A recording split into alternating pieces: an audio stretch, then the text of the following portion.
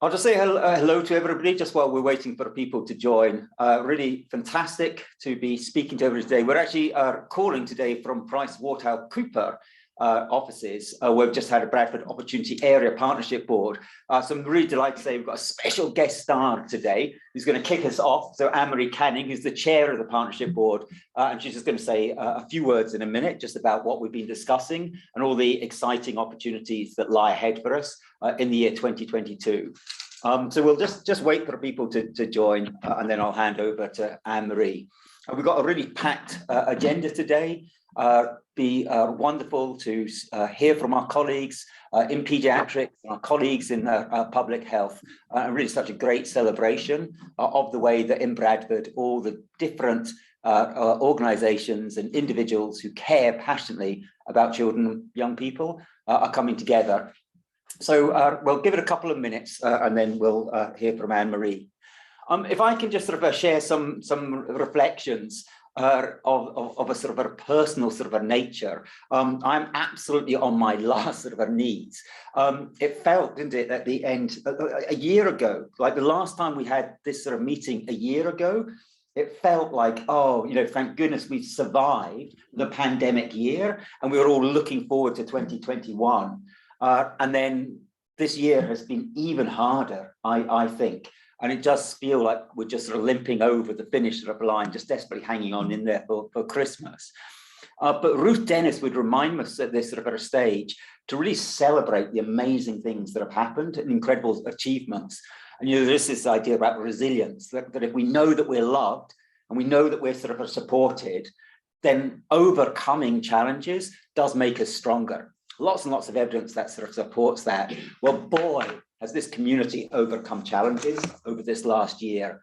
Have we achieved incredible sort of things together? And for me, there's a really fantastic prospect for 2022, not because things are getting easier on the pandemic, though we're looking forward to the vaccination program and the booster sort of program eventually giving us the exit plan that we need. But because we've got such amazing colleagues, all of whom are working together in order to achieve great outcomes across the whole of the district. So what I'm going to do now is ask Anne-Marie just to give a little bit of her thoughts on where we are at in the district and about the exciting opportunities that we've been discussing for 2022. So over to you, Anne-Marie. Yeah, thanks so much, Mark, and hello everyone, and thank you for letting me just speak to you for a few moments. My name's Anne-Marie Canning. I'm the independent chair of the Bradford Opportunity Area, which is a voluntary role that I carry out for the Department for Education, and my day job is as CEO of the Brilliant Club. A few things really to reflect on as we come to the end of the year from the Opportunity Area. We've just had our partnership board reviewing our progress over the past 5 years. This is our 5th year of operation as an opportunity area. And essentially there are 12 opportunity areas in the UK, and Bradford is the biggest and the boldest of them. And that's really been the signature of our work. In Bradford, we've been really brave about taking on big issues. So working very ambitiously on schools, school-to-school support, but also this sort of agenda, bringing together health and education, the founding of the Centre for Applied Education Research. These are big, bold interventions that will help children in Bradford get a better start in life and get better educational outcomes too. So as we come to the end of our 5 years, you know, we're making a little video to let you know some of the successes that we've achieved together as a community of educators and health professionals, but also thinking about what we want to do next. So this has been a programme funded by the Department for Education, and you know, thank you so much to them for supporting this in the first 5 years. But our story is in our own hands from here on in Bradford.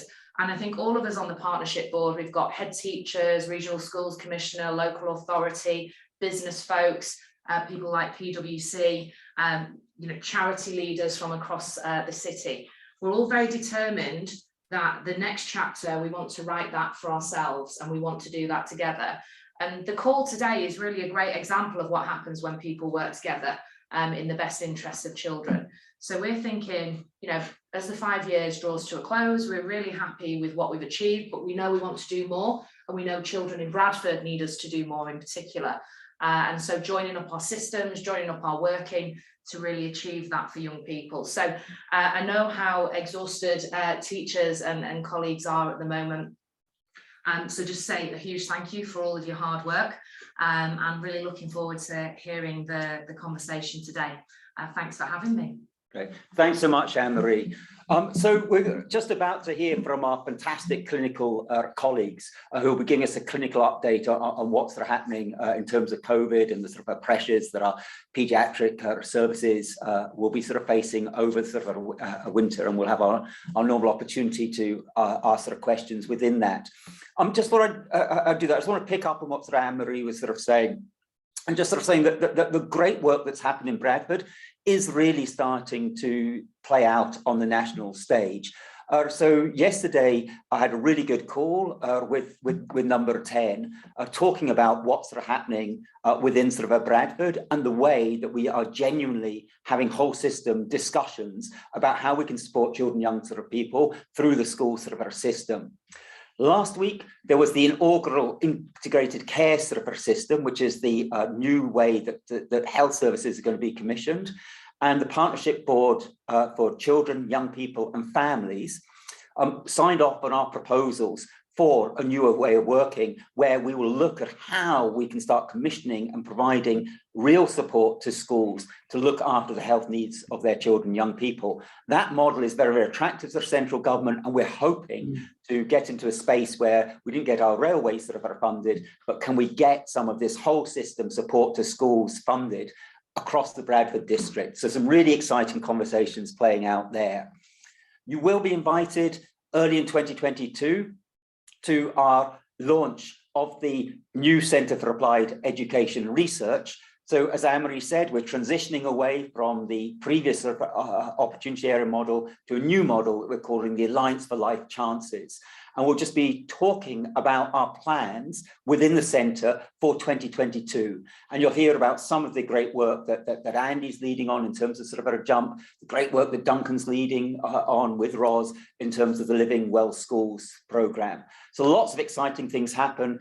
We don't want to overwhelm people before Christmas, so we will convene everybody and just talk through those sort of our plans in January, just to showcase some of the great opportunities that we think are afforded through this partnership working. So welcome to everybody. Thank you so much for being part of this sort of a journey.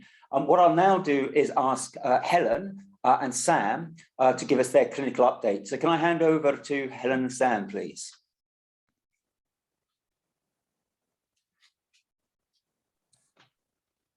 Mark, I'm not sure they've joined yet. I did hear from Sam about 20 minutes ago, so he's definitely on his way, but just not with us quite yet. Okay, I know that everybody's under massive sort of pressure right now up at the hospital. So why don't we just flip things around? So why don't we hear from Helen and Sam after Duncan and Ros. So Duncan and Ros, can I ask you to take this? Sorry to drop you in it like this, but can I ask you to do your item now? Yeah, Mark, can I just clarify, because one for COVID update and for Living Well Schools, which ones you want? So we have Living Well Schools next, so why don't we take that one now, Duncan? Okay, so myself and Ros are just going to give you a little bit of feedback here. We haven't got very long, so it's just to say really that we had the launch of Living Well Schools at the start of November. There's about 150 people there. And we had presentations from across the 3 different areas that we're really focusing on around physical health, mental health, and poverty proofing the school day and dealing with economic hardship. So all that is starting to get going now. We have the network of head teachers that some of you are part of, that Christian's really supported us with through the opportunity area and care network work. And that set of head teachers is going to be absolutely essential for us. Firstly, for us to sort of use as a bit of a sounding board on new things that we're thinking about, to get that immediate feedback on how it might land on in schools. And then secondly, we're going to need that network and your feedback as well in order to tell us how things are actually going in schools and how we can improve them and how we can make ultimately Living Well Schools more useful for you and for raising educational standards. So we've got that going on. The website is up and running, and it's got a feedback form now. So any questions that you've got, use that feedback form. Give us suggestions as well about other things that you know about, or things that again could potentially make it easy to access for you. So if you Google Living Well Schools Bradford, you'll get straight to that. We come first in the list now, so that's the easiest way to find that. And then the other thing that I wanted to say is we've just had a really good children's mental health workshop across Bradford District with people from all sorts of different backgrounds in terms of children's mental health. And I just wanted to try and share some of the summary slide. It'll only take a couple of minutes of the feedback that we've had from the COVID youth ambassadors that will be going to some of your schools and that have been met right through the pandemic.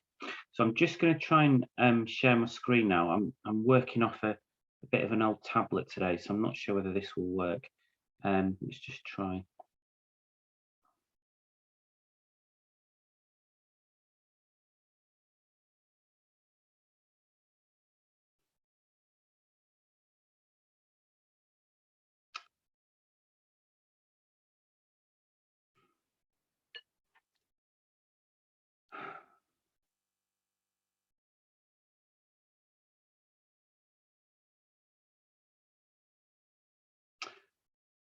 Right, no, this isn't going to work. Sorry, I should have known to actually try and use. I won't share that. What I'll do is I want to summarise back on the slide, and we'll send this through to you as well. That one of the things that we did is that we've had a weekly report from the COVID ambassadors right through COVID, and we've done a thematic analysis of the main themes that have come out. And there's quite a huge array of things that young people have been telling us in terms of their anxieties and the future, and how they think about the future over the last 18 months. And we gathered that into 4 main areas, because I think a lot of some of the national narrative over the last 18 months has been not particularly helpful about young people. And what we've learned from this feedback is how much young people think about the future and think about their own training and education. So the first one was around COVID infection. And the things that came up over and over again is that young people were worried about rising infection rates. They weren't blasé about it, and they've still got some anxieties around future lockdowns now. So we've just seen Omicron come into the news. So there's still those anxieties that are going on in young people. So it's really, really worth talking to them about that at school and setting their expectations in terms of what they can control and what they can't control. The other thing was around vaccine safety. When the vaccine programme first started to be rolled out, there was lots of doubts about it, that it was harmful, wasn't needed for young people and so on. We've seen the narrative change from COVID ambassadors, and all the positive messaging that's gone out from the NHS and other people about the importance of the vaccine seems to be getting through, because we started to hear about young people saying how important the vaccine was, how important it was for them to influence their family and friends about that as well. So that was really, really positive. So that was the first one. The second main theme was on restrictions and how young people responded to this. They saw masks as both restrictive in classroom and also quite divisive. So that was a really big thing that you've obviously probably heard about. And the other thing, the main thing that came through was anxiety from young people about crowded public transport and buses and crowded shops as well, which is a really, really difficult thing to get around when we've got new restrictions coming in. So it's just to bear in mind that anxiety came out as well in terms of the restrictions. But the 2 key themes were firstly around learning. They were saying that virtual learning was exhausting. That came out. They were concerned over their lost learning and exam pressure and GCSE pressures. And they told us about digital exclusion, and that's why we've really tried to put that into the Living Well Schools programme. But one of the things that they did say that came out loud and clear was schools really got it together in the second lockdown, and we saw the change in feedback in terms of the huge improvements and all the efforts that you made in terms of improving learning during the second lockdown. So I think that's useful to feedback. And the other thing that they really, really want is, and said they wanted, is more information on options for future employment, apprenticeships, future training and so on. So there's always work we can always do there. And then the final thing of the 4 themes was on mental well-being, which we've heard about before on these conferences. But the things that came out was lots and lots of things around mental well-being, but the surprises for me were weather. Weather just came out every single week. It seemed to be the seasons really seem to govern how young people think about their well-being. They can't go out anywhere because it's too cold. They've got a crowded spaces in the rain. Really, really bad. As soon as the weather started getting better, we just got this every week. So weather is a really, really big thing, and outside activity and physical activity, that really came through. The other thing was around loneliness, sleep, and coping with change. Those three things came out over and over again. So dealing with loneliness and equipping young people to be resilient about change in the future, really, really important. And then anxiety over financial issues within family, that was another key issue as well. So those are the things. I just wanted to feedback on that, and it's a shame I couldn't share the slide, but we'll send that around to you as well. So I think it's quite useful to discuss maybe in staff rooms as well, the things that came out. So what I'll do now is just hand you over to Ros, who's going to give you a bit of an update on some of the key things over the last couple of weeks for Living Well Schools, and we will be starting to send out a regular newsletter out after Christmas as well, just to keep you up to date and point you to the right parts of the website to find out about it. So Ros, are you there? I am, finally. I've switched devices. Oh, yeah. And I'm on. Yeah, I'm back in. Okay, so I'm afraid I missed the start of what you said, Duncan, so I might repeat something. So I don't know how many people who were here today were at the launch, but it was really successful. We had 139 people there, which was fantastic. The Living Well Schools website is now up and running, and I'm having regular contact from other services across Bradford who would like to be involved with it, or who are asking questions about it, which is fantastic. I'll share the Living Well Schools email address, which is also on the website for anyone who's wanting to get in touch. If you'd like to receive the newsletter when it starts, then do contact me through the Living Well Schools website to sign up. We have the poverty proofing pilot has now started. The first school has been done, which is fantastic, and there was really great feedback from that. It was Peel Park Primary, so that was really exciting. And there's another school that is scheduled to be audited before Christmas, and then a secondary school is going to be done on the 10th of January. And then following that, the lead, for those of you who are going to be involved in it, Simon will be in touch to kind of give you a bit of a ballpark figure of when he is expecting or hoping to come. Obviously things can change. And the Healthy Mind apprentices have been involved with that as well, which has been great, and also the RIC Schools facilitators. So that's going brilliantly. And then the other thing I just wanted to share about was about the half Christmas program. So it's really successful over the summer, and I can send around the slides that Sharon Sanders from the council has shared with me about, which gives just a bit of a roundup of the half summer program. So for Christmas, grants have been awarded to 71 providers for delivery of half holiday clubs over Christmas, and these are going to take place from Monday the 20th of December to Sunday the 2nd of January. All free school meal children will be referred to providers directly from schools, ensuring maximising on their opportunities to attend. And the predicted number of children attending the sessions is 6,818, and all children who attend also receive a hot meal. And as Duncan said, we are hoping to start the newsletter in January. So yes, do get in touch to sign up to receive that. Because of GDPR, I'm not going to be sending it out to every school unless you have opted in. And that's everything from me at the minute. Thank you. Wonderful. Thanks, Duncan, and thanks, Ros. Beautiful sort of timing. Thanks for stepping in to cover our paediatric and neonatal sort of our colleagues. Any questions for Duncan and Ros, please just put them in the chat and we'll sort of pick those up. As always, we'll send out all of the materials and things that people are talking about on the call, so that will be sort of sent to everybody. So Sam, I'm not sure if it's a double act with Helen, but if I can hand over to you. Ian, I think. Oh, Ian. Okay. Sorry, Mark. Ian's going next because he's got to leave afterwards. Okay, sorry, I'm not doing very well today, am I? Right, so Sam, sorry, over to you, Ian, to tell us about Jump. Yeah, hi everyone. I'm just going to do a very quick update on where we are with creating active schools across our Bradford community. So if you just bear with me, I'm just going to share my screen.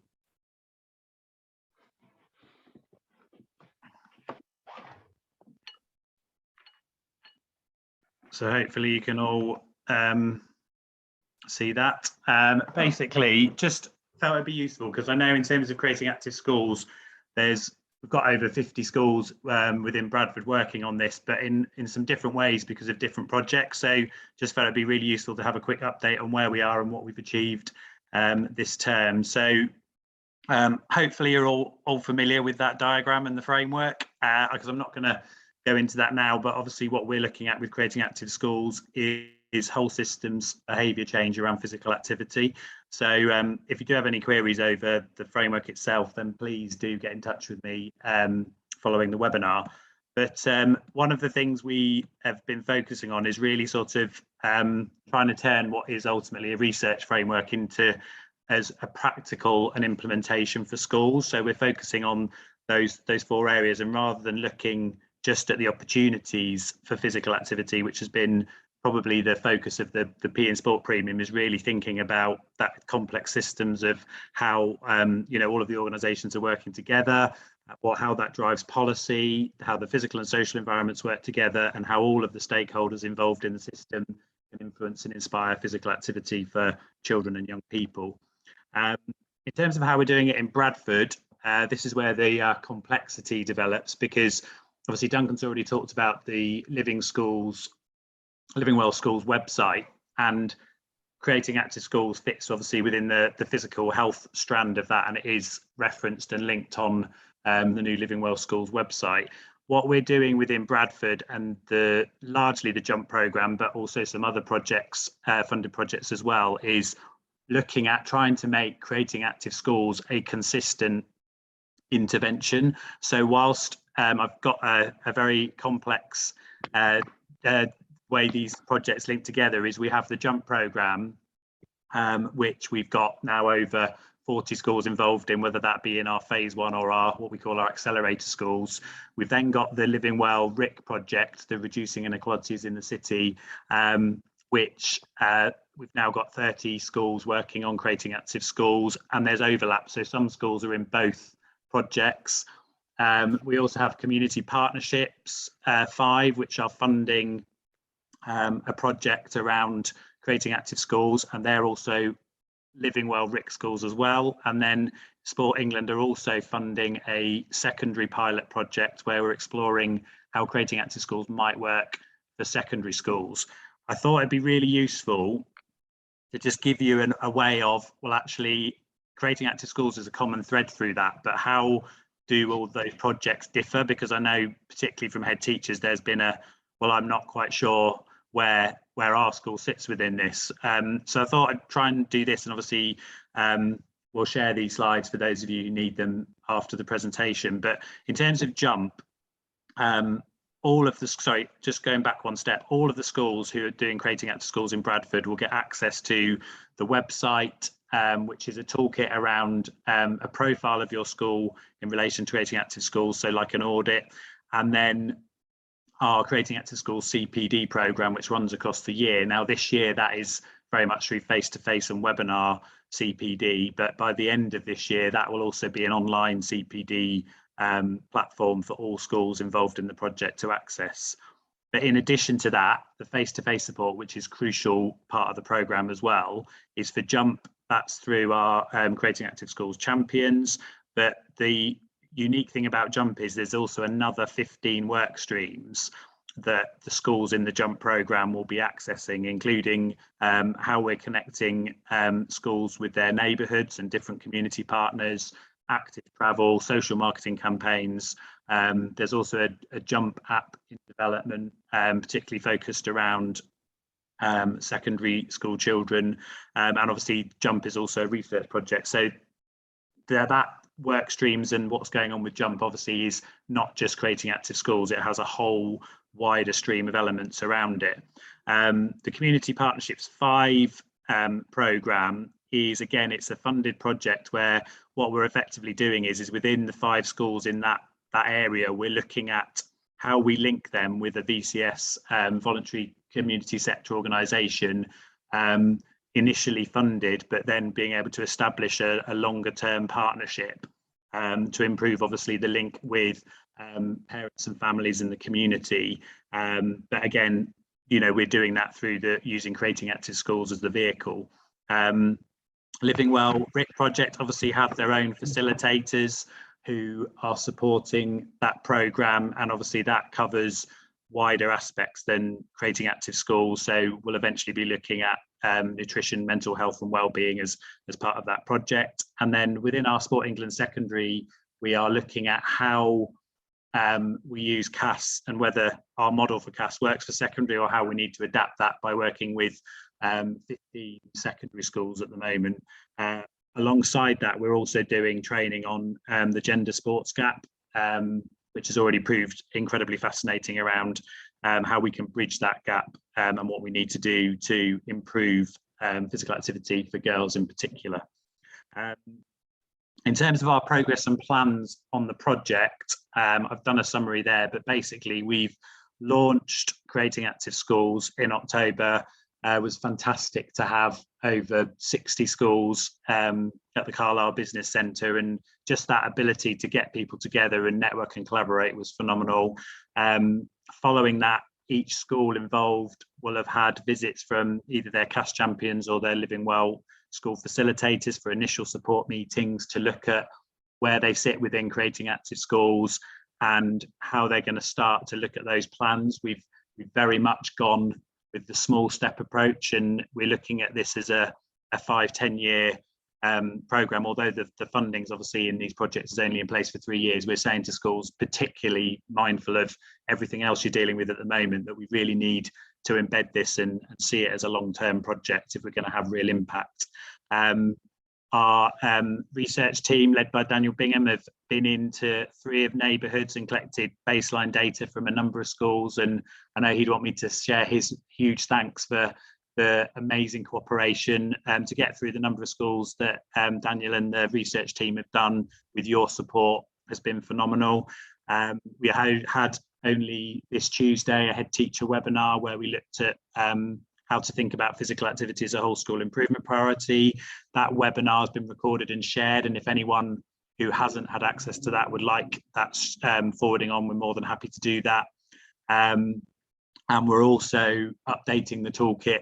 Well, that's a continual thing at the moment, but there'll be the ability for head teachers to have their own login, and also for trusts and different networks. For example, the Living Well RIC project will be able to have a dashboard to view the schools involved in their particular project and how they're doing against Creating Active Schools. And then we've got a really exciting spring and summer term ahead, where we look at the CPD based on all of the audits the schools done to start addressing Creating Active Schools and how we can help them improve physical activity for children, with the continued CAS champion and Living Well facilitator support in place, both individually school to school, but also as part of collaborative networks, because as we know, collaboration and joining the system together is really going to make the biggest impact in the long term. So the only other thing I wanted to say was we ran the head teacher webinar on Tuesday, and I'm more than happy to continue those termly, but again, need feedback from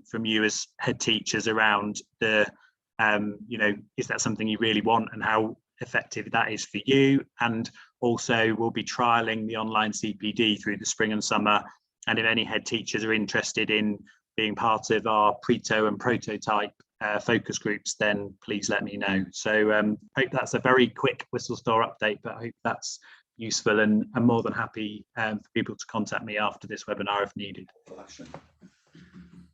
Brilliant, thanks so much, Ian. So Christian just said that's very helpful. So you've got at least one vote there. So if anybody does have any questions for Ian, again, please do put them in the chat. Ian, are there materials that we can usefully share with this sort of a group?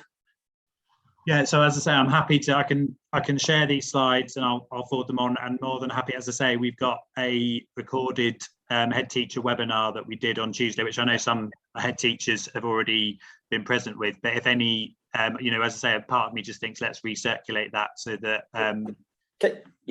Lucy and Katie will make sure that happens after this, then people have the option of that. Brilliant, thanks so much, Ian. No worries. Right, at last then, we will now hear from Sam. I'm not sure if Helen's managed to get out clinic, but hopefully Sam, can you give us a wee bit of an update on how things are in the hospital and the vaccine sort of our study? It'd be great to hear more about that.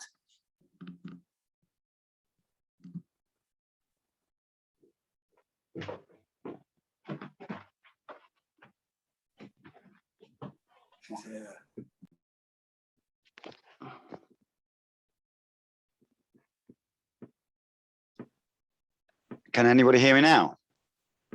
Yep. Yeah, excellent. Thank goodness for that. Unfortunately, I'm a neonatologist, so I look after newborn babies, and I'm not that well equipped, I'm afraid, to tell you how things are in the hospital. My wife is an emergency pediatrician, so emergency children's doctor, and she would tell me that it is still very busy with respiratory illnesses, but she works in Leeds, so I can't really speak for Bradford.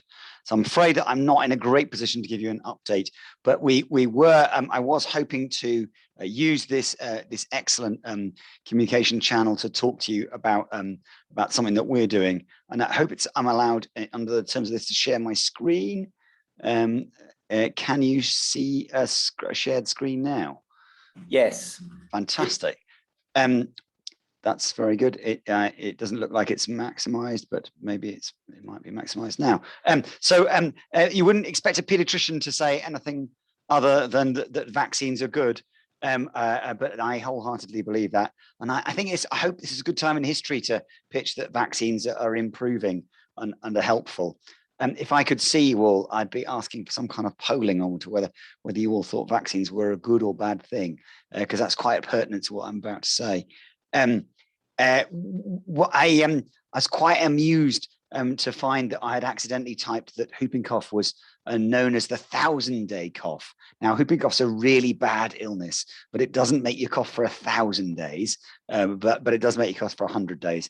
And pertussis, whooping cough, as we're probably all aware, is a common childhood illness, even though it's immunized against routinely in childhood and vaccine uptake is good.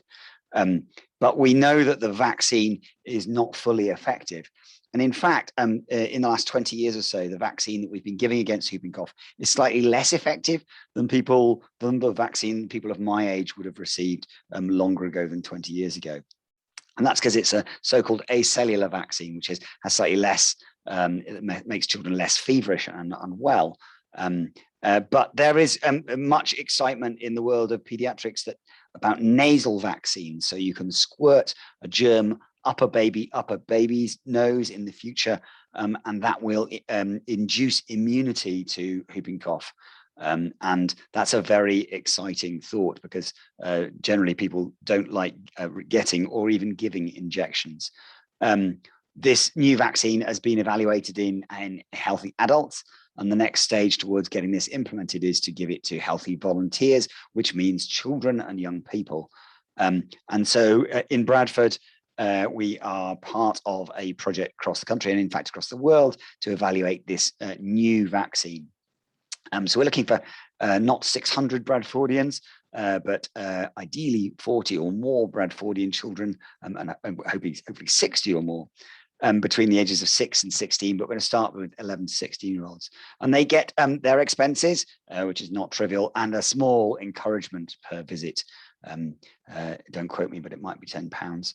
And we're hoping to encourage people to participate in this. You might have seen, this is in the TNA, it's been on, I think it's on BC Bradford Community Broadcasting today. It's been in various bits of social media stuff. We are an experienced children's research team. We've been working, delivering children's research mostly in the hospital for quite some time now. We've delivered lots of different trials. I mostly do neonatal trials, but I do some older children's stuff as well. This trial is being led by Anil Shenoy, who I think is known to many of you through this webinar. And the trial is called Super Trial. It's got some publicity, which we can send out. It's got a website, crucially, which is listed on the bottom of the poster on the left-hand side of the screen here. But we were hoping, and I don't know if this format allows for any discussion, but we were hoping that schools might be able to help us to promote this to families, children and families, young people, children and families, and secondly, maybe even to more actively to participate. I see great potential for helping children to learn about science. by them being participants in this study.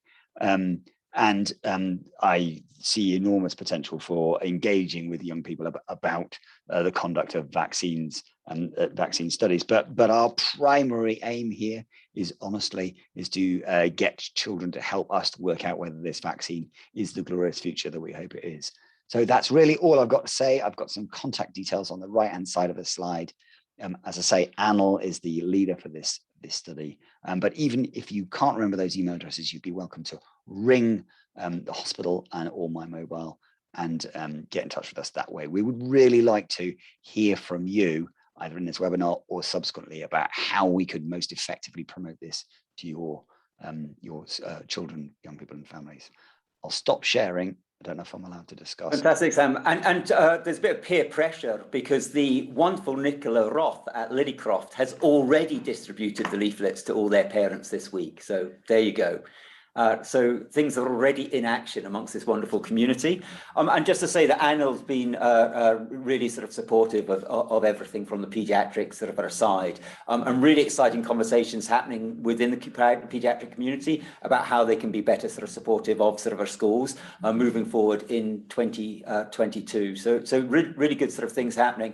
And Anne-Marie and myself were just discussing the Royal College of Paediatrics and Child Health manifesto on tackling inequalities, which has got a large feature of all the work that's happening in sort of Bradford and some plans that will hopefully again just help us really attract some inward investment and really position Bradford as the trailblazing area that's bringing together health and education as symbolized by this webinar we're on. So all good sort of stuff. Sam, we will make sure that all of that information is sent round everybody on the mailing list after this.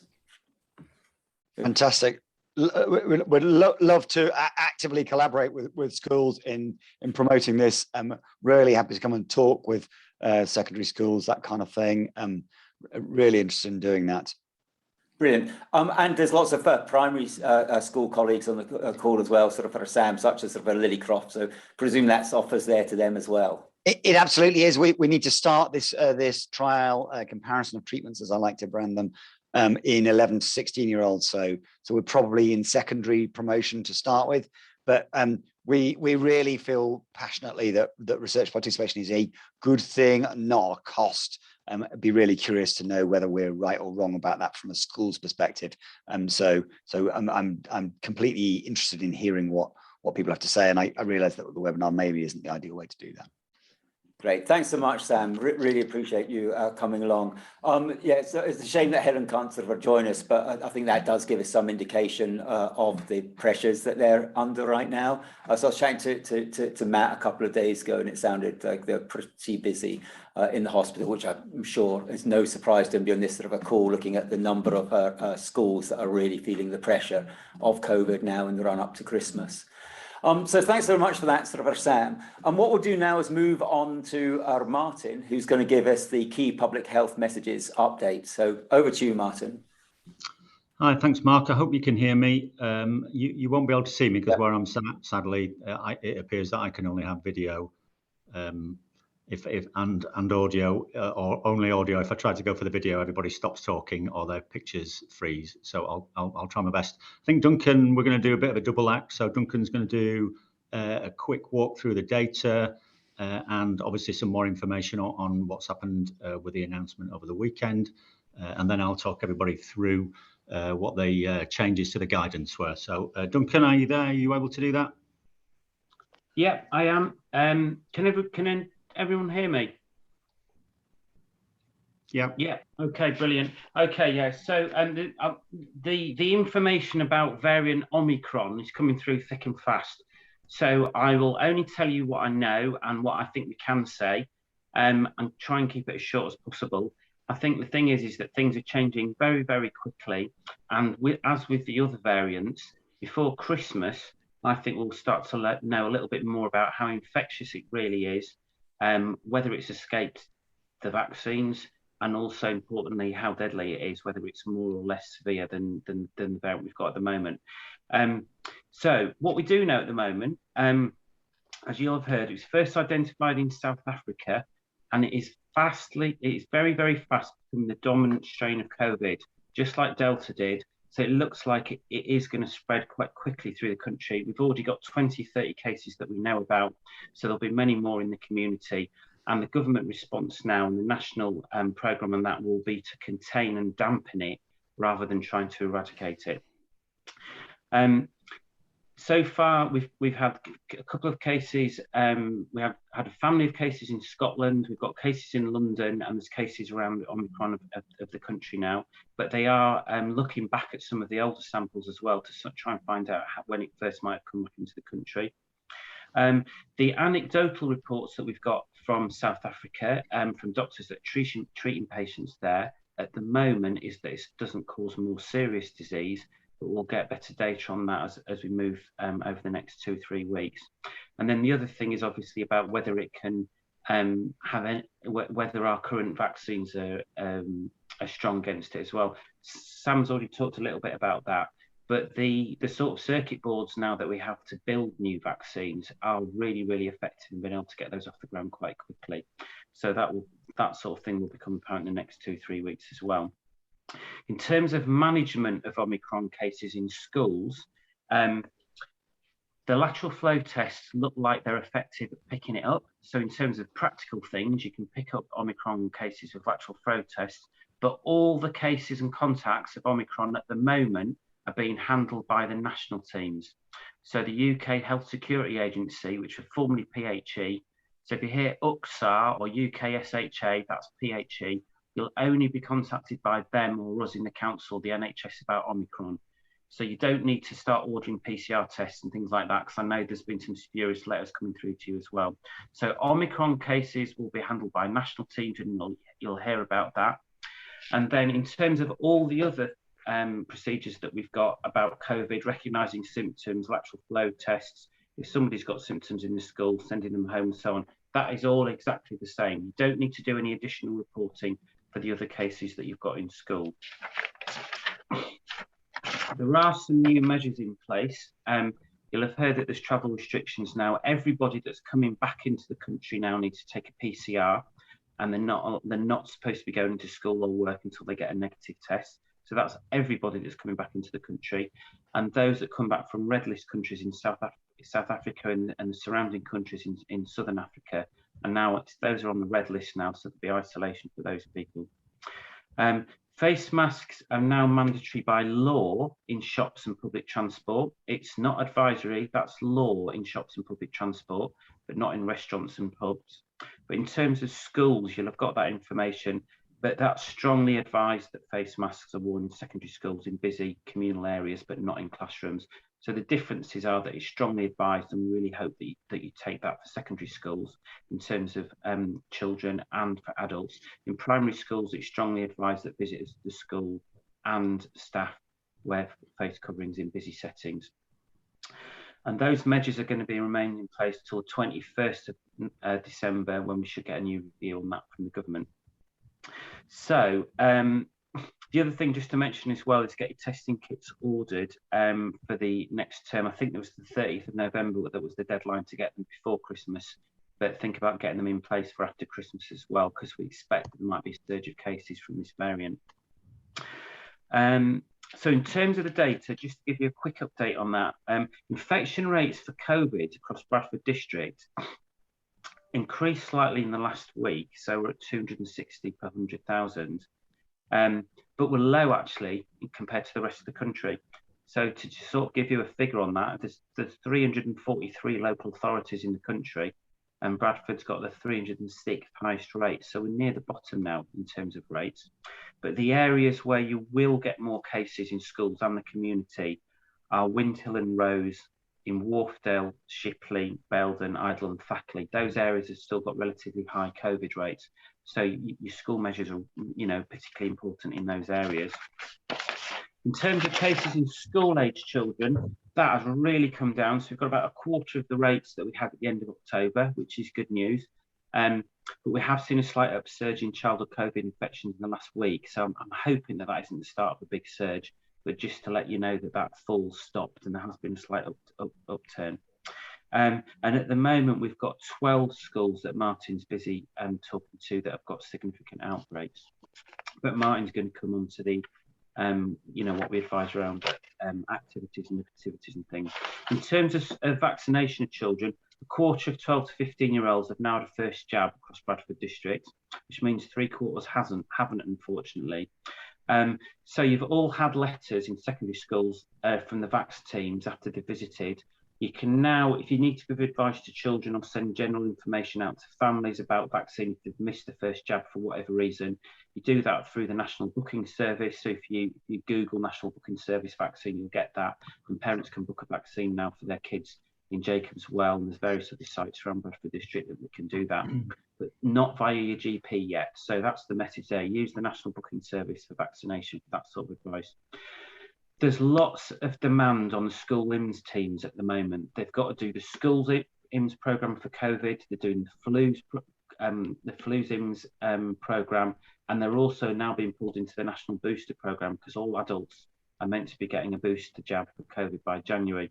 So they're not going to be coming back to schools as much as they have done in the last month. That's just to bear in mind to promote the National Booking Service as well, because unfortunately the national priorities are flu IMS and adults now. So schools can really help by encouraging parents to get their children vaccinated. I think that's the main thing for me. Martin's going to go through the measures over Christmas. I think the key messages are really expect things to change by Christmas with Omicron. They're going to change rapidly, but continue to use the main controls: testing, vaccination, school hygiene. Those are our major barriers about COVID, so try and do as much as you can on those.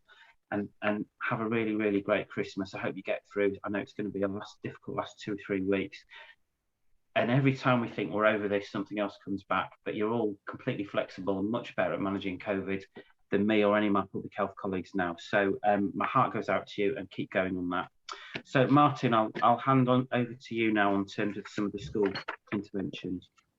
Okay, thanks, Duncan. Agree with all of that. Some expert people in schools now have been dealing with this with what seems such a long time. So no doubt everybody was watching television Saturday afternoon with Prime Minister, who suddenly announced that things were going to change.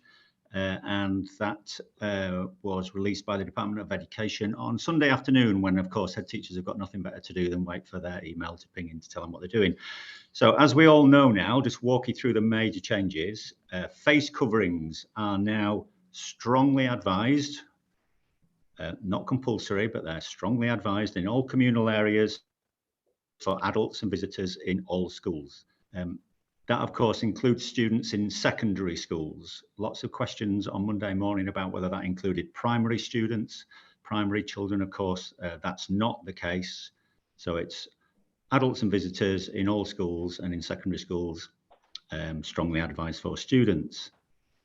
In terms of testing, secondaries, of course, have had the information that they are expected to do one on-site lateral flow test to return for everybody after Christmas. So that's in January. And as Duncan said, they helpfully gave you about 5 days to make sure that you had ordered enough equipment. I did see the email from the DFE just earlier this week that said that you could still order things for an emergency if you go via the COVID helpline. So if you continue to do that. We were told way back many moons ago in September that testing would be reviewed at the end of October, and it was to continue for the rest of this term. And now it looks like, of course, we are going to continue with the twice weekly testing for all staff in all schools well after Christmas. So again, primary colleagues, please make sure that you've ordered enough that you can continue to do that. And of course, if anybody is going to be open over the Christmas holiday and working with students, and I'm not sure that many will, then you are expected to continue to test twice weekly so that you can make sure that people are safe over that period. I did pick up from ASCL yesterday in an email that colleagues may have come across in secondary, that would be, it would be, as you've done before, you will be able to stagger the start of year groups back in January so that you could manage the one on-site test. I have to say I've not seen anything confirmed from DFE yet, but it usually means that if ASCL have had that conversation and share it with members, then it is likely to come. So I think it would be, you'd be wise to start planning for that eventuality. The other thing on testing, of course, is, as Duncan alluded to, that the guidance now says that if you do test positive for the Omicron on a PCR, you will be contacted by NHS Test and Trace. You will have to do your isolation, obviously, because you're positive, but all your contacts, regardless of immunisation status and regardless of age, will be expected to self-isolate for 10 days also. And I noticed there was some consternation in the news yesterday that that's actually in law, I think, until March. So that may well lead us into some difficulties with staffing, should the numbers of Omicron increase in the way that hopefully they won't, but the potential could be there. So that's something for colleagues to make a note of as well. It's fair to say that Monday morning the phones lit up with lots of conversations, lots of questions about whether school events that are planned and booked in for the next few weeks could continue. You'll notice that there's no change in the existing advice from DFE or in fact from anybody else. Something in the news about not snogging people under the mistletoe, I think, so that Christmas parties can still go ahead under certain guidance.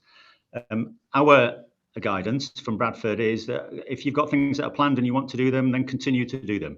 There's no reason why you can't, but it would obviously be prudent to do a risk assessment and make sure that you're doing them in a safe and sensible way. So I've been talking with colleagues about the best way to make those go ahead successfully, but keeping everybody safe. And that includes things like the venue that they've chosen to use, make sure it's large enough, it's well ventilated, people are not sat right next to each other, room to move around, limit numbers, 1 or 2 parents per child, or limit the number of classes that are doing things so that you don't have a whole school event going with lots and lots of parents all mixing, for example. Face masks will be expected to be worn by adults because they're in a communal area and they're now visitors on site.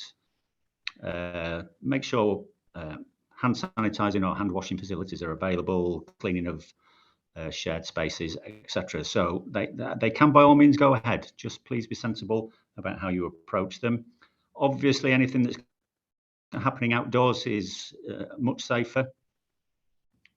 I'm trying my best. Someone said I can't hear, but I'm trying my best. I don't think where I'm sat is the best place. Yeah. So if you can make sure, if you're doing anything outside, that's great. Lots of very large church halls being used by people. So hopefully that will also be a safer space to use than a small school hall. If there is a sudden rise in cases in your area, in your school, then, okay, thank you, Mark. Then please make sure that you respond appropriately. And sadly, if things change, as Duncan refers to, quickly, if guidance changes, then be prepared to say to parents, I'm really sorry, but we are going to have to cancel, or slightly better, we're going to have to move things online, as lots of you did last year. Several questions about visits that people had planned at this time of year. Visits can still go ahead, again, if you're sensible, and again, if you're following advice. Certainly local travel, no problem with that. If anybody's thinking of doing international travel, I would be very wary of doing anything where you are leaving the country. Not only have you got the red list to worry about, you've got to worry about whether you'll be allowed back, should you find yourself stuck abroad, etc. So I think if anybody did book ski trips for next year, you'd be well worth having the conversations about whether they're going to go ahead successfully or not. And lastly, on vaccinations, Duncan referred to the numbers that have been done, which are not great, sadly, at the moment. Guidance is now that 12 to 15-year-olds, of course, will receive their second dose at least 12 weeks after their first dose. And I'll be talking with the SICE team who came round to schools this term about how that's going to be managed. Doing that on Friday, so hopefully we might start to get a little bit of a clearer picture of how that will work, though, as Duncan mentioned. Bless them, it's the same team that are trying to do all of those vaccinations in schools and out of schools as well, and they don't have limitless resources, and they get the same notice that we do. So there's a lot of discussion about how that will work post-Christmas. I'll just add, as I finish now, I'm astonished at the resilience of schools. I'm astonished at the resilience of head teachers to keep going through everything that you've done. I did my MPQH. I don't remember national pandemic or world pandemic being part of it. I think I must have missed that module. I must have been bunking off that day. So anything that everybody does to be successful, doing really well. Keep going, nearly there. Okay, thanks, Mark. Brilliant, thanks so much, Martin. There is just one sort of a question. I don't know whether you or Duncan wants to take it, just on the change in PHE's status at central government. Duncan, do you want to take it? Yeah. So in the middle of the, I don't know how to say this, but in the middle of the pandemic, Public Health England has been broken up into 3 different organisations. So we have the UK Health Security Agency, and they do all the infectious disease, bioterrorist threats, biological threats, chemical threats, all those sorts of things, and infectious diseases, including COVID. And they manage national test and trace as well. So UCSAR, or UK Health Security Agency, will do everything to do with COVID, and they will take some of Public Health England staff. There's another agency that's been formed called the Office for Health Inequalities and Disparities, which is OHID. So they're going to go to Chris Whitty under the Chief Medical Officer, and they will do all the former functions of Public Health England around alcohol, tobacco, sexual health, many of the sort of health promotion type things, obesity, all those sorts of things. So the sorts of things we're trying to do in Living More Schools. So they're going to be going to Chris Whitty. And then there's other bits of Public Health England that do vaccination and immunisation as well, and do bits of specialised commissioning around some NHS services. And they're all going to go into NHS England. So it's been split up into those 3 areas. But in terms of schools, you'll still get your support through UK Health Security Agency. And when you get school nurses on the phone that used to work for PHE, you know, to give you advice about measles outbreaks, if those occur, or NIPS and things like that, they will all be at UCSAR, the UK Health Security Agency. But basically, right, on the ground, there's not going to be much difference from your perspectives there, Duncan, and your relationship with the schools. No, there won't be anything from ours, and we'll sort of help you manage it if you're confused. But yeah, your main routes into COVID is still via public health, by me or Martin, I would say, for the first instance for now. Brilliant. Okay, thanks so much, Duncan. Thanks so much, Martin. Yeah, just well said, both of you, about the fantastic resilience shown by this sort of a community and the great work that's happening across schools. So thanks to our public health colleagues. So we'll now move on to our Talking Heads section, and we're going to be hearing from Chris and John, first of all, about balancing strategic and operational school leadership. So Chris and John, over to you. Hi, John. I want to go first. I don't mind. Chris, you can go first. Okay, fair enough. Yeah. So when we met as a board, we were looking at some different areas, and I was just talking to John and to the team about the sort of difficulties that I found coming back in September. And I think one of the things that has been most difficult has been balancing sort of strategic operational in a school which is forever changing. I think coming back in September, I think I felt, and I don't know if anyone else felt the same, but things will be, inverted commas, back to normal. And actually, it's been anything but back to normal. So, and I think sort of I found, and when we was talking to the sort of central team about this, it was around, things that take you away, or just distractions from teaching and learning in a way, because we all go into to be teachers to look at teaching and learning, and there's been lots of things that have tried to distract certainly me from that in the last couple of months. Issues around attendance. So attendance at the moment is we really struggle with. Little issues around behaviour, but we've managed that a lot better, and keeping the main thing. So really trying to look at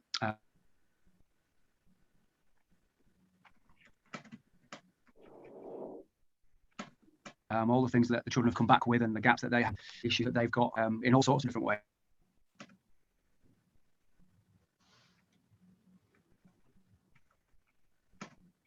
ways. And trying to Chris, we're really having problems. You're coming in and out quite a lot. Manage the wider things as well as the sort of an example. We've got some. Chris, I don't know if you can hear me. one person going out with COVID Chris.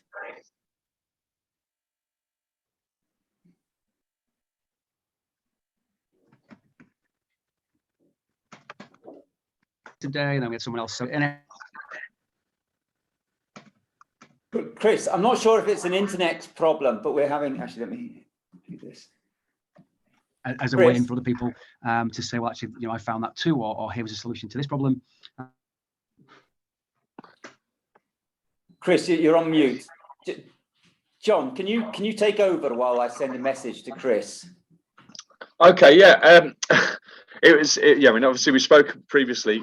You can hear me all right. I've turned the video off because apparently one goes, the other goes. So I think one of the things we're talking about, especially in secondary, is that the balancing between strategic and operational can also often cause you an excessive burden and stress.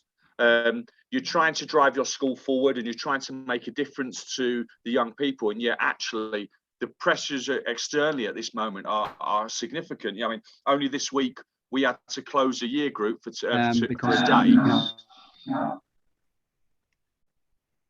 due to this significant amount of staff absence, and that's been a real challenge for us as an organisation. It was interesting listening to Martin about, I mean, obviously Sunday evening I got the call around vaccinations and the masks, and as an organisation, as much as I keep telling people not to message over the weekend, you're straight onto it. As school leaders, we're straight onto it, putting a strategy in place, ready to deal with what's coming ahead of us. So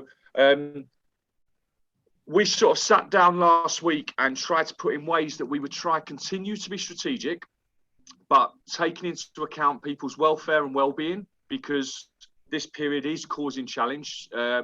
Just general illness at this time, let alone COVID-related illness, is significant. And I think trying to look at opportunities to release people to do that at times. I mean, I had a half a morning at home last week where I managed to do probably the equivalent of 2 days work in my schools because I had chance to get on with the work, and it was taking that time and sort of a bit of that care. And probably as school leaders, we're probably a lot better at looking after everyone else, but not necessarily great at looking after ourselves. And so taking that time to be able to plan allowed me to get back to a bit of strategic. I will say the following day I came into 18 staff in one school and then did a double shift in the kitchen, and our director of school improvement did a shift in reception, which I'm sure many of our primary colleagues will understand. But as an organisation, what we've tried to do is say, look, this is where we're at.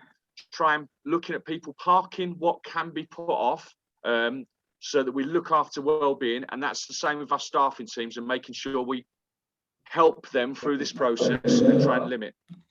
So I don't know if that's enough. Hopefully, Mark, you can hear all that, but they're just a sort of a sort of outline of what we're doing. But I stress, look after yourself, because it is tough at the moment, and keep battling on. Everyone's doing an amazing job, and yeah, we'll get through this. Fantastic, John. Really good advice about that resilience, that strength, and just staying on in there. Chris, we'll give you a call in just a second. We're having some problems in case you can hear us. But what we'll do now is move to Beth. Yeah, back on now. So Beth, who's going to talk to us about supporting families with access to services, including children with profound additional needs. So Beth, over to you. Yeah, so hi everybody.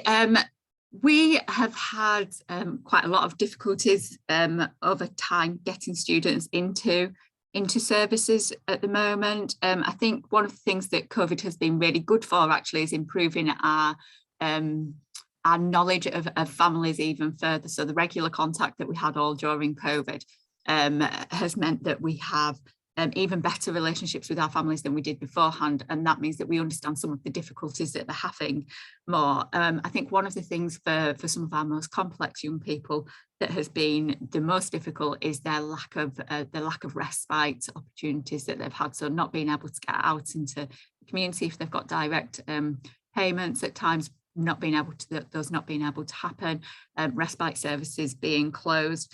Those are starting to open, but the waiting lists are still quite long. So for families, that's a real struggle at the moment. And certainly for those older young people who have gone over the age of 18, but are still in school and education, those respite services are kind of even less for them. So that's a real difficulty that our families are having at the moment, and without a quick or easy solution. Obviously, our colleagues in health have had a lot to deal with at the moment, but that means waiting lists have been quite long. So for some of our families, actually getting access to wheelchair services have been difficult as well. So we've been trying to support from a school end in terms of just following that up as much as we can, being able to have any kind of clinics that are possible to be able to happening through school as well. And that's the same with kind of any CAMS involvement that we can get. Transition again into different services, so supporting our families, particularly when leaving school, that kind of transition into adulthood it is also something that has been a real difficulty and a struggle, and has changed a lot during COVID, because again, those a lot of services closed down and are only just starting to be open, and some are not reopening. So that's been a real difficulty. So working together as a group of DAP is the special school, so the special school group of Bradford heads, getting a group together to kind of look at what alternatives we might be able to look at, and how we support people to be able to get some kind of future provision, really, that will be meaningful for them, because obviously it's a massive drop off for our families once they do leave school.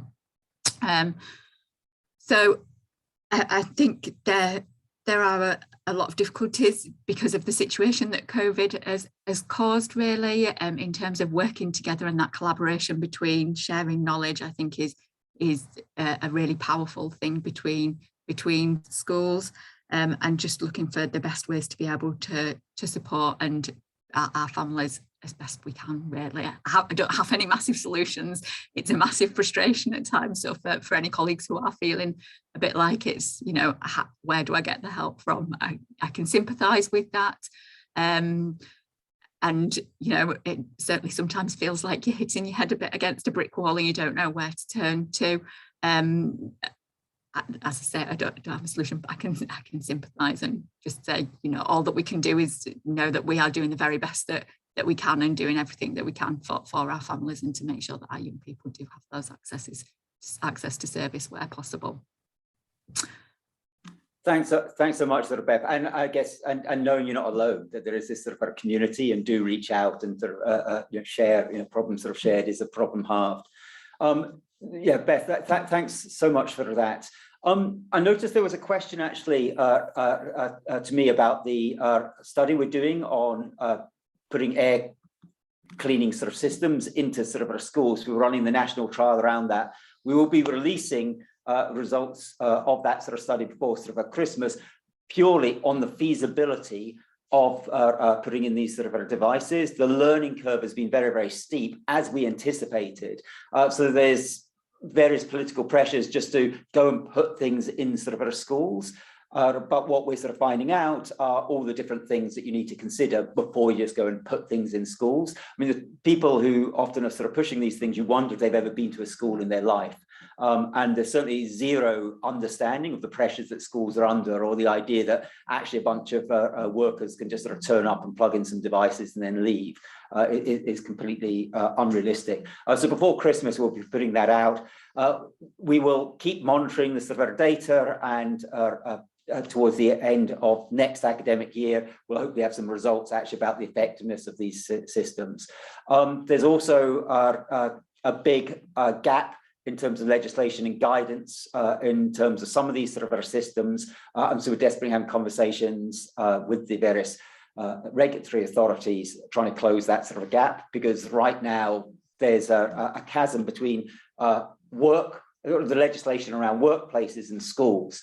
You would sort of think they would more from one to the other, but it turns out there are differences there, and nobody's really sort of prepared to make a ruling on which guidelines and legislation schools should fall under for some of these sort of systems. So we're desperately trying to force government basically into taking a position. Of course, it's not us, but you can't just leave this to the school. So we'll be putting up preliminary results before Christmas on the sort of feasibility side, and then next year we'll start to publish data on what they actually do in terms of protecting children and staff. Thanks, Martin. Okay, so moving on then, we're now going to be hearing from Sean and Zuzak on URI. Okay, URI. Sorry, apologies. I thought if I just, so one of the worst things like I ever have to do is graduation, where you just like have this like long list of sort of names and always practice, and of course like just as the list goes on, it's awful. And you've got like the whole family there looking, So I normally just try and go sort of quickly, which was my approach sort of then, but obviously failed spectacularly. So apologies. Anyway, we're going to hear about working with families experiencing economic disadvantage, including the Roma community, which is a substantial part of our community here in Bradford. Okay, so over to you. I think, Sean, you look like URI's not actually here, so he won't be offended, Mark, don't worry. I'll tell him about it though. Okay, so hello everybody. My name's Sian Hudson, and I'm the head teacher at St Edmund's Nursery School in Girlington. So I want to talk to you today just a little bit about what we've been doing most recently to support our families, and the work that particularly that URI's been doing with our Roma families. So URI was employed by St Edmund's before my time, I think a long time ago now, using money from the Controlling Migration Fund. That was a while ago. That money is long gone, but we still employ URI as part of our senior leadership team and part of our family community liaison team. So he works really hard to build genuine relationships with all our families. St Edmunds is in an area of high deprivation, and hardships are experienced by lots of our communities, but particularly by our Roma families. So life can be really challenging as they work to cope with problems linked to housing, poverty, benefits. Prejudice is rife, as most of you know, I'm sure. They're still trying to achieve settled status after our departure from the EU. So all of these issues have been profoundly exacerbated by COVID. So it's been really, really hard for them. So URI supports them really well. We all try to. And what we've done throughout COVID is the most important thing. We've fed and clothed people, just like I'm sure you all have. We provided books, toys, resources.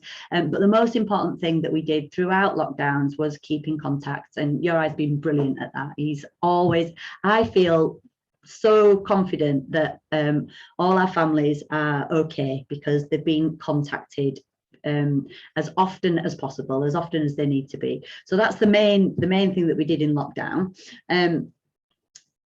Since September, we've tried to support families in returning to school. So a very, very simple thing is that we now allow families into the building to drop their children off and spend a bit of time in the classrooms. That's been essential because lots of our really little children have never been anywhere. They've not had any social experiences. They've never even been outside their close family unit. So settling in at nursery has been really tough.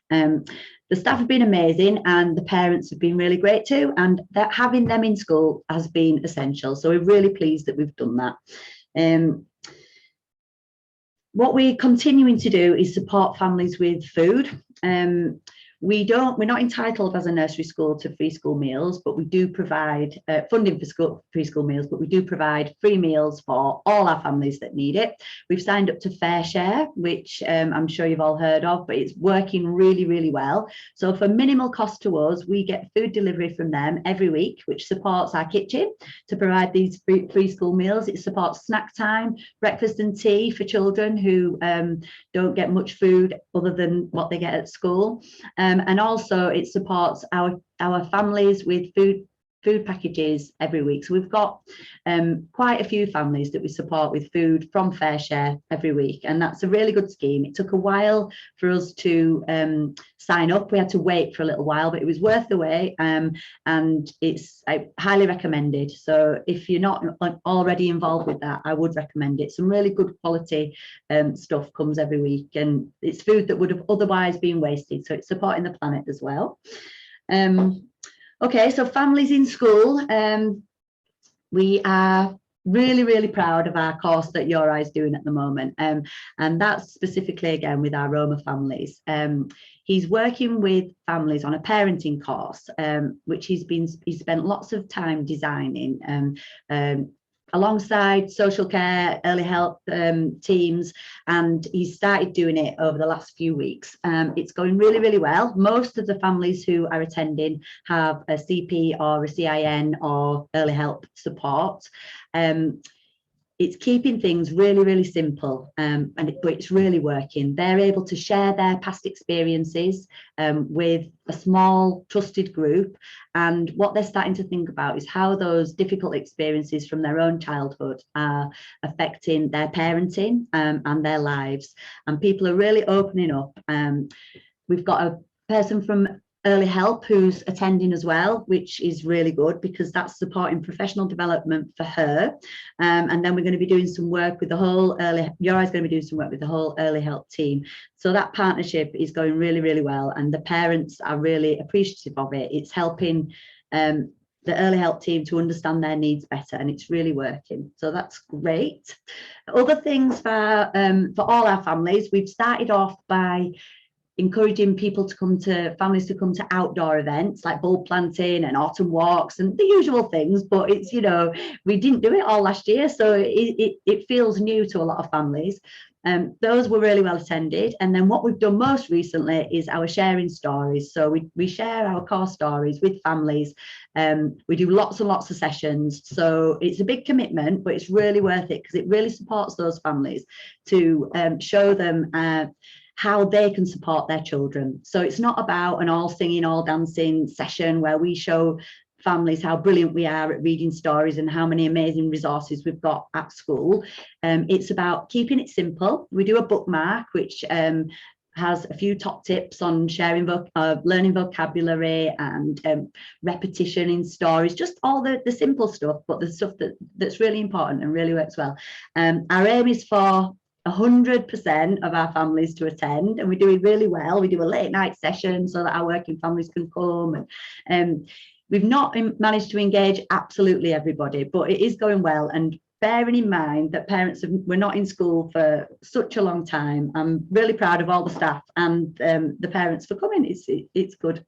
So just to finish, we've got lots of plans for future events, which may or may not be able to happen, but what we've learned from COVID is, I feel like, and the staff team feel like, we used to do a little bit too much. We used to bombard parents all the time. Can you do this? We've got this special day. We've got that going on. Coming to school, it's really important. And what we've now decided to do is keep things a lot more simple. We're sticking to the most important things that we know have the greatest impact. And most of all, what we know is important is the work that we do with our families to build trust and respectful relationships, and that's what's the most important to us at our schools. That's it from me. Thank you very much. Brilliant. Thank you, Sian. Absolutely fantastic, as always, as were all the sort of heads of our teachers. And I'm hoping that we can now hear from Chris. Chris, we had some problems. Not sure if you can hear us. We had some problems before. You kept cutting out. Can we try again? Yeah, can you hear me now? We can. I'll wait desperately if we have any issues. Yeah, I'll keep looking. So sorry, and thanks for John for jumping in, even though I agreed I'd go first. Sorry about that. Yeah, so I wanted to just to talk about something I was talking to the group about when we met, the difficulty of being operational and strategic at the moment as a head teacher in a primary school. I think it's been a hard term. I think it's one of the main reasons it's been quite difficult, as I said, was because I thought it was going to be easier. I thought things were sort of over, and they weren't. So trying to keep teaching and learning at the heart of everything you're doing sometimes becomes really challenging for lots of different reasons. So I've sort of, a bit like John did, I've taken some steps to try and help myself with that. So I've got a really good group of BDAT heads who I speak to regularly. I've, through the opportunity area, I'm doing some one-to-one coaching with them. And I've also done some personal coaching to help me through this period, just to try and balance out how sort of I operate on a day-to-day basis. Because I think for us, for example, our attendance has really spiraled downwards recently, which has come out of nowhere. So trying to balance that along with good teaching in the classroom has been really tricky. So I'm lucky I've got a very good team here. I want to look after them. I know that the teachers and the staff at school have been through their ups and downs as well. So I'm trying to keep myself topped up and in a good frame of mind, so I can be there for them to help them do the best teaching and learning that they can. So I think I've been my mantra has been keep the main thing and not get distracted this term. And I think having those three things that I mentioned has really helped me to sort of get through some tricky days, and I'm sure we've all had those. And I think to sum up, the one thing I have tried to do is to be more invitational. So invite the fact that I don't know something, or I'm not very good at this, or could you help me with that? Because there've been so many situations, and I've done that through those three things I mentioned, that actually I don't have the answers to, and I'm not sure what to do about it. And I'm lucky to have that support network to help me through it. So I want to mention that, as John said, it's really important we all look after ourselves. We're doing some incredible work in the most challenging circumstances. And when I look around, and not just the people on this call, but when I look at some of the work that goes on around primary schools in Bradford and beyond, it's amazing what people are doing for the children in their communities. So I'm just saying to everybody, I hope you can keep yourself topped up, because as leaders, it's very important that we do that, because actually it's okay not to be okay. And it's okay to ask for help and be invitational if you need to, because there's so many problems we have to solve that we've never tried to before. So that was my sort of view on how things have been for me. I'm really glad we got there in the end. And isn't that like the message of all of this? Like, of course we had technical issues, of course we had all kinds of issues, but we kind of stuck at it, and we got through this sort of webinar, and we've almost got through this year, another 2 weeks, and we get that break that we've just been hanging on for so long. We just heard from everybody time and time again about how we've just got to stay sort of strong. It is going to be another tough couple of weeks, but the end is definitely in sight. I really do feel that we can be optimistic about the forthcoming year. This has just been so hard. 2 calendar years, 3 academic years, just seems unbelievable. But we have survived, we have done well up to now, and it has actually had some benefits. It's forced us to think as a whole system about how we can work more effectively together. I think it has shone a spotlight on those inequalities in our society, and that gives us a window of opportunity to start really tackling those inequalities and starting to create better chances for all the children and young people in Bradford. And it's our intention just to really take this window of opportunity that's been afforded by that sort of a spotlight, kick open as many doors as we possibly can. So we will be meeting again in the new year. We will be laying out our plans for 2022. As I say, lots of exciting prospects ahead of us, and we'll be looking at this whole sort of a webinar. I think they've just been so important. It's just been so good having that community sort of a feeling. But what we will do this next year is have a look at this whole sort of a format and think, how can we do sort of something really sort of a special that will serve all our needs over 2022. So with a massive thank you to Christian for getting this off the ground. Just want to sort of share your thoughts about webinars for 2022, Christian. Yeah, so I'm thinking that we will try to vary the format to a certain extent as well, and perhaps involve some head teachers and other colleagues to have a facilitated conversation, a question and answer session, and just to be in a way, find another way of trying to share head teacher experiences in work around physical health, mental health, and in supporting kind of like children around their learning. So I think we will look to do things in a slightly different way from next term. Mark, we were talking also about using our first webinar perhaps the first Thursday in February, as a way to be able to look again at the CAER offer and where we might be moving over the next year. Yeah, and lots of good materials that we'll be sharing with you then. So the Royal College's manifesto will be coming out, the Charter North report will be coming out, lots and lots of ammunition, I think, and some really good sort of guidance on things like remote education that are coming out of the Digital Makers sort of program. We will be refining the Jump offer, as you've heard, and various other offers, particularly around sort of autism and supporting children with special educational needs. So lots of really, really good programs lined up for 2022. But for right now, we've just got to grit our teeth, get through next sort of for a couple of weeks. I'd just like to take this opportunity to say a massive thank you to everybody who's joined these webinars, who shared the learning with all their sort of colleagues, who've contributed towards the fantastic partnership and community that has built up in Bradford during this terrible time. Huge thank you to all of the people who have spoken tonight, but a huge thank you to everybody who's contributed throughout the last couple of years to this, and all the people who work behind the sort of scenes. So Lucy and Katie doing all the hard sort of work in terms of just getting the sort of the technical aspects sorted. As we all know, a massive sort of a challenge, but also to the head teachers sort of a group who have really helped ensure that we've had some really, really rich discussions around a wide variety of sort of topics. And again, a massive thank you to Christian and his sort of team for making this a reality. So we're just going to wish everybody a brilliant sort of a Christmas and the very, very best for the new year. Yeah.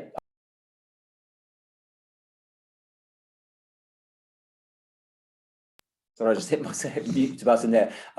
Again, just more of the same, isn't it? Huge thank you to everybody. Have a brilliant Christmas. Have a brilliant new year. We'll reconvene in 2022, hopefully with our batteries sort of at a charge, when we'll really start shifting the needle on everything across the district. So with that, we'll say farewell, happy Christmas, and all the best for 2022. Bye-bye all.